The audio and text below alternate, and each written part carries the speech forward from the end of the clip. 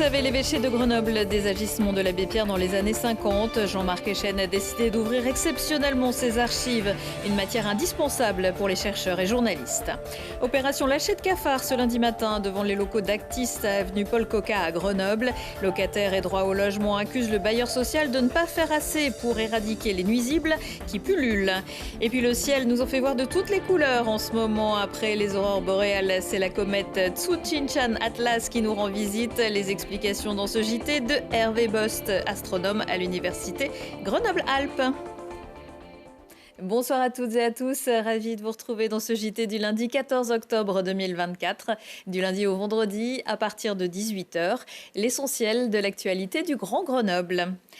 Depuis cet été, le blason de l'abbé Pierre ne cesse de se ternir au fil des révélations et témoignages, comme cette lettre retrouvée en août dernier dans les archives de Grenoble-Vienne, dénonçant une agression sexuelle du fondateur d'Emmaüs en 1980. Pour aider à faire éclater une vérité, connue pourtant par certains depuis longtemps, l'évêque de Grenoble, arrivé en septembre 2022 dans la capitale des Alpes, a pris la décision d'ouvrir exceptionnellement ses archives. Mirko Pesci. Après une enquête commandée par Emmaüs International, Henri Grouès, dit l'abbé Pierre, est accusé par 24 personnes d'abus sexuels commis entre 1950 et 2005. Le diocèse et l'évêque de Grenoble ont ouvert tous les documents relatifs à l'abbé Pierre pour permettre aux chercheurs, aux experts d'Emmaüs et aux journalistes d'enquêter sur le prêtre. Cet article, paru sur Le Monde, a été écrit par Gaëtan Supertino, venu à Grenoble pour consulter les archives. Ce qui est intéressant avec des archives, c'est essayer un petit peu de comprendre comment ce type d'omerta peut se construire, avec quels acteurs, quelles méthodes, quels ressorts, voilà, de voir un petit peu comment le silence se construit. Là, l'évêque donne accès à ce qu'il a conservé de sa correspondance. Et ça, c'est relativement inédit. Et c'est important dans ce qui nous concerne a priori parce que les affaires de mœurs sexuelles des clercs sont conservées dans les archives de l'évêque. L'horaire de consultation est limité. Une fois sur place, les chercheurs ont 3 heures pour récupérer le plus d'informations possible.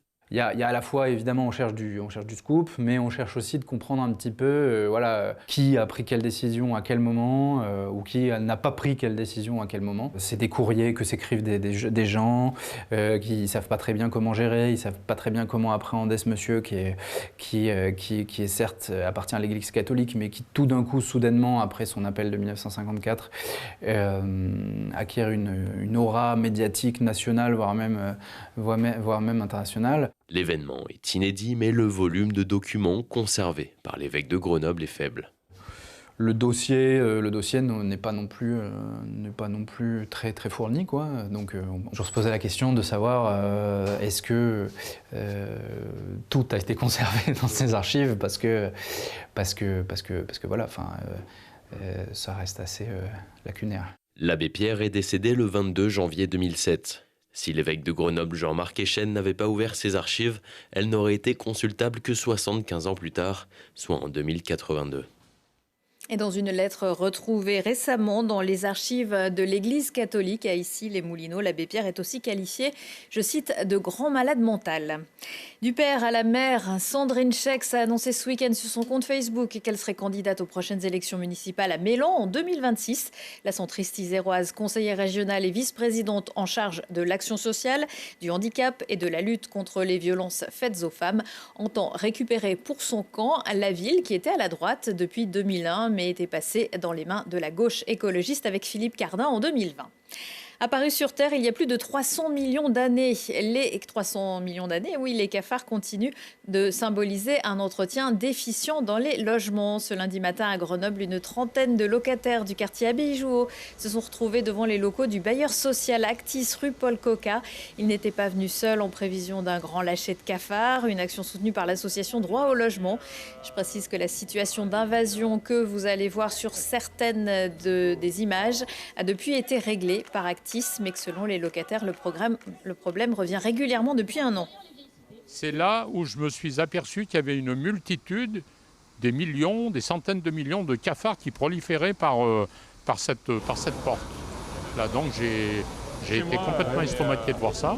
La fumigation a été faite, mais aujourd'hui, après cette fumigation, eh bien les cafards réapparaissent. Donc ce qui a été fait, on peut le considérer comme nul. Chez moi, j'en ai. J'en vois chez moi aussi. Hein, que ce soit dans les toilettes, que ce soit dans la salle de bain et même dans la chambre. Parce qu'Actis, ils remettent toujours la faute sur les prestataires. Sauf qu'en fait, les prestataires, ils ne les payent pas. Ils ne les payent pas assez pour qu'ils fassent leur travail correctement. Donc nous, nos charges elles augmentent, nos loyers elles augmentent et nos conditions de vie elles se dégradent. Aujourd'hui, on a voulu faire une action qui était symbolique. Et en fait, le fait qu'ils aient fermé leurs portes aujourd'hui, ça veut bien dire qu'eux, ils ont peur. Eux, ils ont peur des cafards. Sauf qu'en fait, nous, c'est notre réalité. Pour plein d'entre nous, c'est notre réalité. Il y a des gens qui vivent avec des centaines de cafards en bas de chez eux. Ce qu'on aimerait, c'est une politique sur l'ensemble du quartier. Parce que désinfecter un immeuble après un immeuble, c'est pas suffisant. Il faudrait désinfecter l'ensemble de toutes les habitations, de tous les immeubles, de toutes les caves, de toutes les communs, voilà, de toutes les poubelles qui doivent être nettoyées très très très régulièrement parce qu'il faut voir les cafards qui sortent des poubelles. Et dans un communiqué, Actis explique organiser 2 fois par an des campagnes de désinsectisation. La deuxième serait en cours, voire plus sur demande des locataires. Le bailleur qui renouvelle son appel au dialogue encourage les locataires à permettre l'accès à leur logement pour pouvoir intervenir. Et le comité des locataires prévoit de son côté une prochaine action le 4 novembre devant le CCAS de Grenoble. C'est peut-être la rançon de la gloire. 10 jours seulement après l'inauguration du centre commercial Nerpic à Saint-Martin-d'Air, la bijouterie Histoire d'Or a été braquée samedi vers 19h. Des images ont circulé sur les réseaux sociaux. On y voit un homme tout habillé de noir, cagoulé, menacer les vendeuses avec une arme de poing pour les contraindre à ouvrir les vitrines. Il s'est emparé du fond de caisse et des bijoux en plaqué or avant de prendre la fuite à pied. Personne n'a été blessé et une enquête a été ouverte pour retrouver le voleur et son butin, dont le montant n'a pas été communiqué. Fumigène et supporters de foot, des mots qui vont très bien ensemble. Logique alors que pour fêter leur 30e anniversaire, les Red Chaos, club historique des supporters du GF38, décident d'en allumer quelques-uns le long des quais, des ponts de l'Isère, cerise sur le gâteau, des feux d'artifice. Dans une nuit où on aurait pourtant espéré pu voir les étoiles, la ville avait en effet coupé l'éclairage municipal pour célébrer le jour de la nuit. Une initiative pour sensibiliser à la pollution lumineuse et à la sauvegarde de la biodiversité, ce à quoi certains supporters de foot ne sont visiblement pas sensibles. Pas de résultat du GF38 dans le Sport Express après ce JT. En revanche, Lucille Dailly reviendra sur les larges victoires du FCG contre Valence et des Brûleurs de Loups contre Amiens. Le ciel est-il en train de nous tomber sur la tête? Des aurores boréales la semaine dernière, une énorme comète visible à l'œil nu depuis samedi. Grosse activité en ce moment dans l'espace et pourtant, il ne faut pas paniquer, juste profiter du spectacle. C'est ce que vous êtes venu nous dire, Hervé Bost. Bonsoir. Bonsoir. Vous êtes astronome à l'université Grenoble-Alpes au sein de l'Institut de planétologie et d'astrophysique.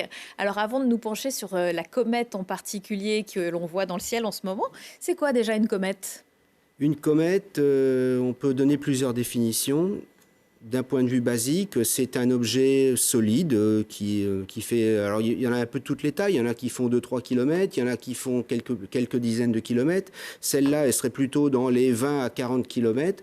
Un objet qui fait effet de roche et de glace, qui est une sorte d'objet mis au congélateur depuis les débuts de la formation du système solaire. En tout cas, c'est le cas de celui-là, et qui tourne. C'est un peu des résidus de la formation du système solaire, qui n'ont pas des orbites bien sages, bien gentilles, comme peuvent l'avoir la Terre et les autres planètes du système solaire, mais qui les amènent à changer, à varier de direction, à changer de direction. Et donc, et ce qui se passe, c'est qu'un objet comme ça, qui est fait de roche et de glace, lorsqu'il est loin du Soleil, c'est un objet totalement inerte, mais lorsqu'il s'approche du Soleil, tout ce qui est glace a tendance à chauffer, à se vaporiser, à se sublimer, et ça fait une tête et une queue de plasma et de poussière autour de la comète qui peut atteindre des dimensions considérables, des millions de kilomètres. C'est ce qu'on voit en ce moment? Et c'est ce qu'on voit en ce moment. Il y en a une qui est en train de passer, donc, on a la chance d'en avoir une qui est très visible, je veux dire, parce que des comètes, il y en a beaucoup, Mais des brillantes comme ça, il n'y en a pas forcément tous les 5 minutes. Voilà. Il y en a même pas, il y en a une fois par siècle, 2 fois par siècle, un peu plus. Une fois par siècle, c'est un peu exagéré, mais bon, quand on vous dit la comète du siècle, bon, on n'en est qu'au quart du siècle. Hein, je ne sais pas ce qui va venir dans les 3 quarts après. Mais bon, la comète de la décennie, certainement, oui.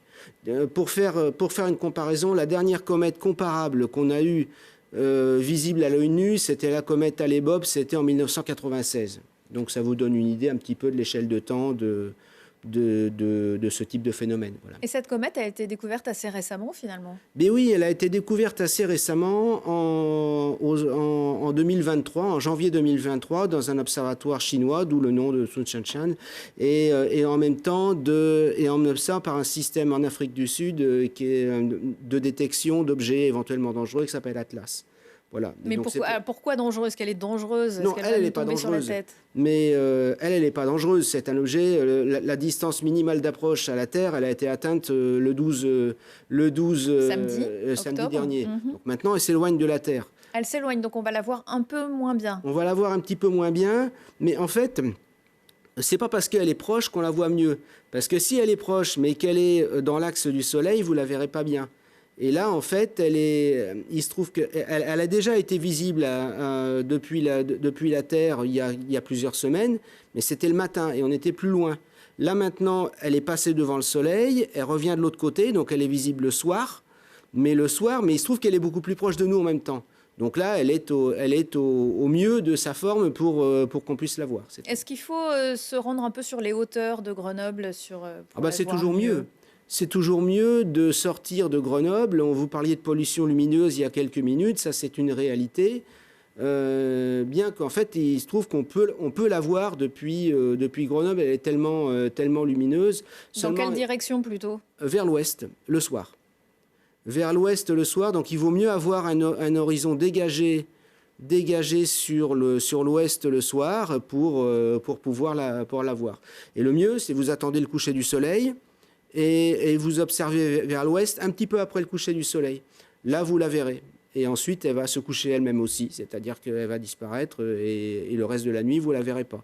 Vous la reverrez le lendemain. Alors, on a vu tout à l'heure une image de la webcam des jardins du Lautaret. Oui. C'est un laboratoire de l'université Grenoble-Alpes. Et cette webcam a été installée cet été au col du Galibier. C'est ça, oui. Donc, elle permet d'observer à la fois le ciel, les conditions météo et les conditions routières si on veut passer le col. C'est ça, oui.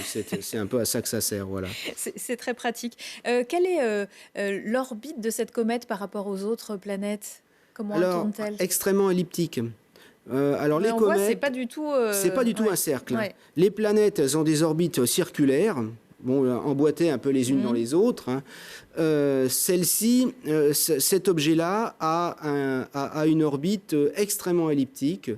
Et d'ailleurs, si je classe un peu les familles, les comètes, il y a un petit peu deux familles.